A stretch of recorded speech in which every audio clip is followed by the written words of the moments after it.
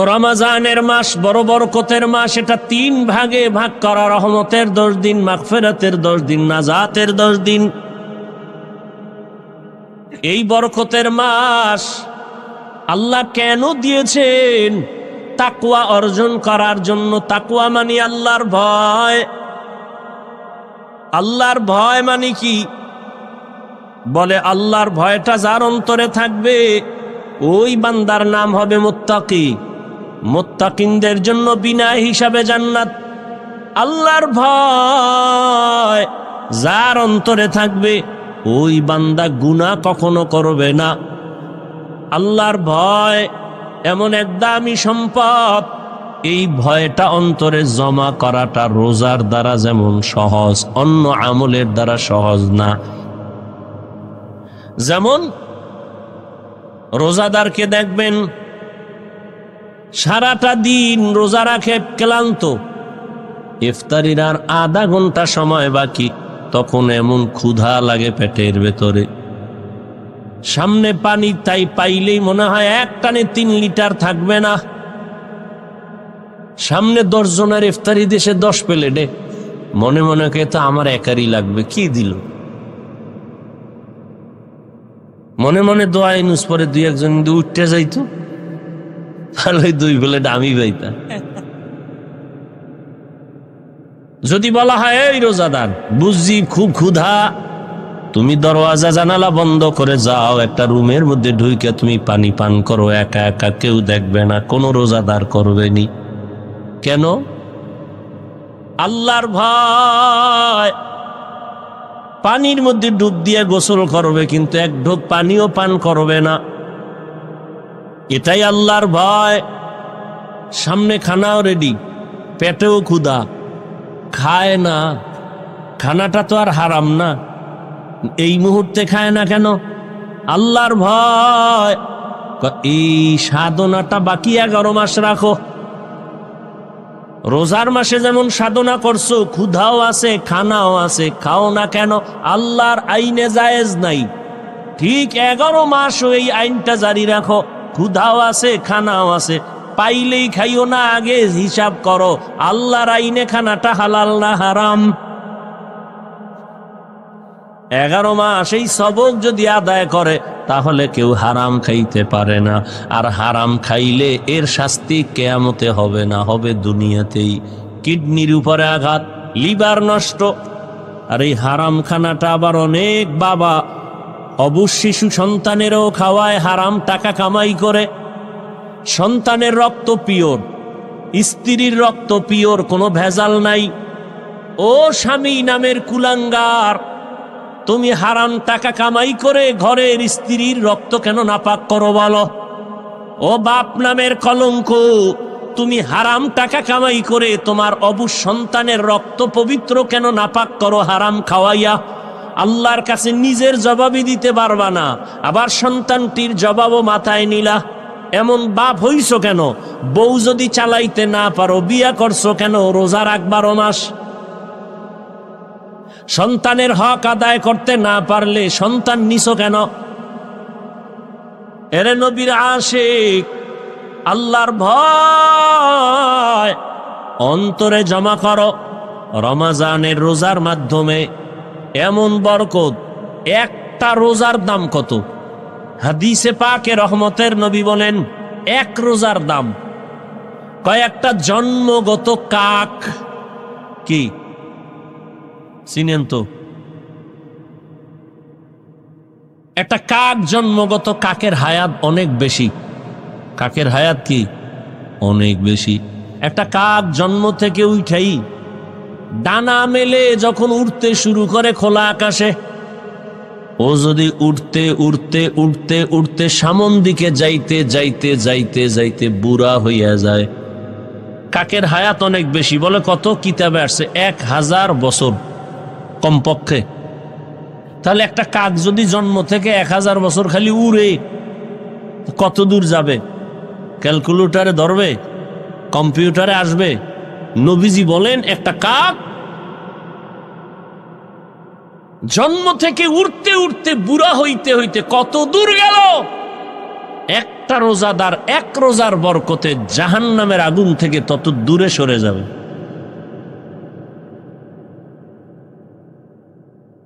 এজন্যই তো রহমতের নবী সারা রমজান আমলের উপরে জীবন কাটাইলেন। এই শাবানে নবী রোজা রাখছেন। নবী বলেন, প্রস্তুতি নাও, রমজানের রোজার মাধ্যমে তুমি নিজেকে পবিত্র বানায় নাও। কয়দিন রোজার হালাতে রে বাবা তুমি কষ্ট মনে করো, অথচ তোমার মতো কত আল্লাহর বান্দারা রড ফ্যাক্টরিতে কাজ করে, রোজা ছাড়ে না।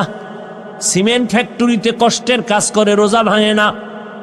রাস্তায় গাড়ি চালায়, রিক্সা চালায়, কষ্ট করে, রোজা ভাঙে না। এমন নাই? তাহলে তুমি ছাড়ো কেন? রমজান তো এমন বরকতের মাস, একটা নফল আমল ফরজের সমান সওয়াব, একটা ফরজ আমল 70টা ফরজের সওয়াব। তাহলে এই মাস আগামী বছর পাবেন, গ্যারান্টি আছে? এত মজার, এত দামি মাস, এই বরকতের মাস। রোজাদার একটা রোজার ফজিলত যদি এমন হয় তো 30টা রোজা রাখলে কত ফজিলত। আল্লাহ বলেন, রোজাদার তোমার পুরস্কার কেমন? বলে, আমি আল্লাহ তোমার হয়ে যাব, আর কোনো পুরস্কার নাই। পুরস্কার কি? আমি আল্লাহ নিজে তোমার হয়ে যাব।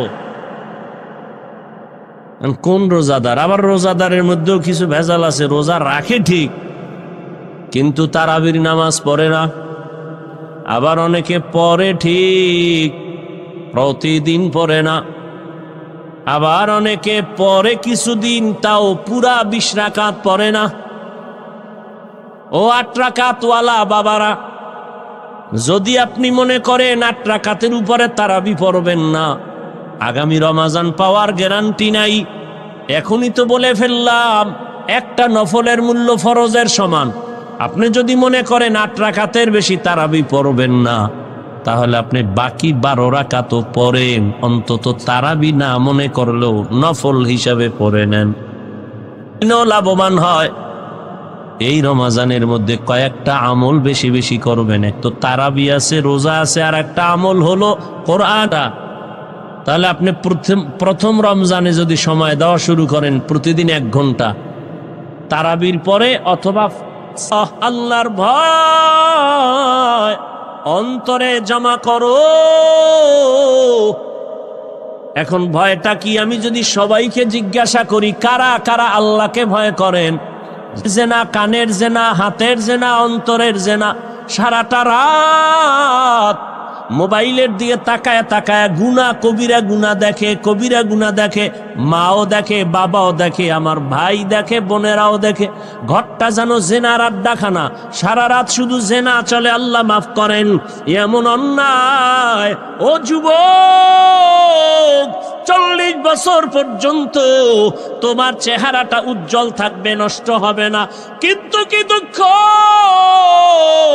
আজ তোমার চেহারা দিয়ে তাকাইলে কেন মায়া লাগে না? কেন চেহারায় নূর নাই?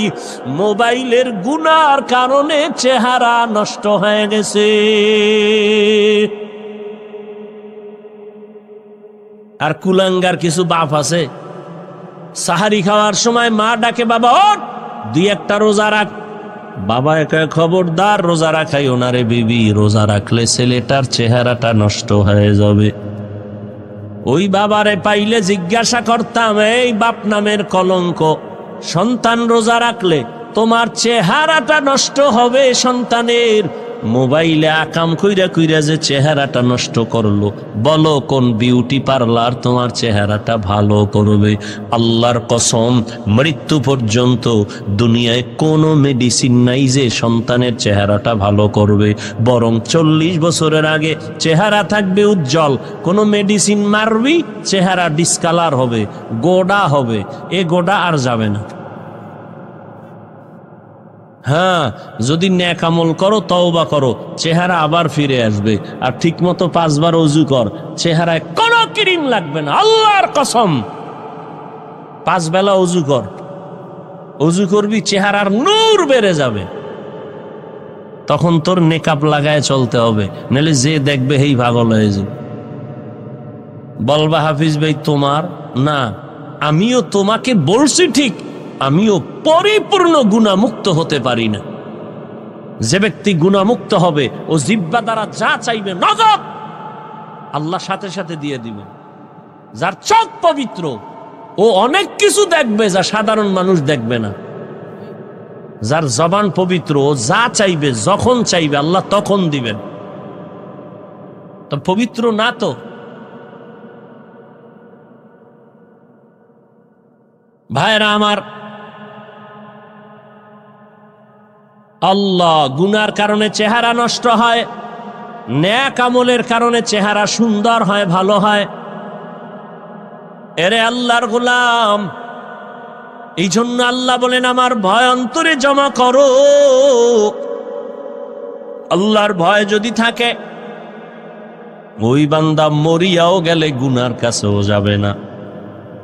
এরে আল্লাহর বান্দা, ও আমার যুবক, আমি তোমাকে এতক্ষণ বয়ান যা করতেছি একবারও কিন্তু বলি নাই তুমি আমার মতো টুপি লাগাও। আমি একবারও বলি না আমি কওমি মাদ্রাসায় লেখাপড়া করেছি, তোমরাও মাদ্রাসায় যাও। আমি দাওয়াত ও তাবলীগের লাইনের সন্তান, কিন্তু একবারও বলি না তুমি তাবলীগে যাও। আমি কওমি মাদ্রাসার সন্তান, আমি পীরের মুরিদ। আমি কির মুরিদ? খালি মুরিদ না, লাখে একটা মুরিদ আমি। কেমন মুরিদ যে পীর মুরিদির বিরুদ্ধে যারা, তাদের বিরুদ্ধে আমি যুদ্ধ ঘোষণা দিছি। কেমন যুদ্ধ? এই জমিনের মধ্যে যে বলবে আমরা পীর আউলিয়া মানি না, ওলি মানি না, আউলিয়া মানি না, আল্লাহর জাতের কসম আমি বলবো তারা কোরআন মানে না, বুখারী শরীফ মানে না, তারা ভণ্ড ভণ্ড ভণ্ড। এদেরকে যারা ভণ্ড বলবে না তারাও ভণ্ড। এবার বুঝ আমি কেমন মুরিদ। কিন্তু একবারও আমি কাউকে বলি না ও বাবারা তোমরা পীরের দরবারে যাও। আমি বলবো কি? আমি বলবো ও যুবক তুমি স্কুলে পড়ো ধন্যবাদ, তুমি চাকরি করো ধন্যবাদ, তুমি কলেজে পড়ো ধন্যবাদ, তুমি ব্যবসা করো ধন্যবাদ, আমি তোমার জন্য দোয়া করে গেলাম বাবা। তোমার মাদ্রাসায় যাওয়ার কোনো প্রয়োজন নাই। ও বাবা তুমি যেই লাইনে আছো থাকো, তবে আমি দোয়া করি তুমি একজন ব্যবসায়ী হও, চাকরিজীবী হও, ডাক্তার হও, ইঞ্জিনিয়ার হও, তুমি একজন প্রফেসর হও। তবে একটা দাবি ছোট, মা বাবার সাথে বেয়াদবি করবা না। 2 শিক্ষকের সাথে বেয়াদবি করবা না। 3 ওলামায়ে কেরাম মুরব্বীদের সাথে বেয়াদবি করবা না। মা বাবার সাথে যদি খারাপ আচরণ করো, বদদোয়া করা লোকের দোয়া নাও, উলামায়ে কেরামের দোয়া নিয়ে সামনে আগাও। তো ডাক্তার হলেও তুমি সফল, ইঞ্জিনিয়ার হয়েও তুমি সফল। তোমার বিবেকের কাছে প্রশ্ন, বলো তুমি কেন পারবা না রে বাবা?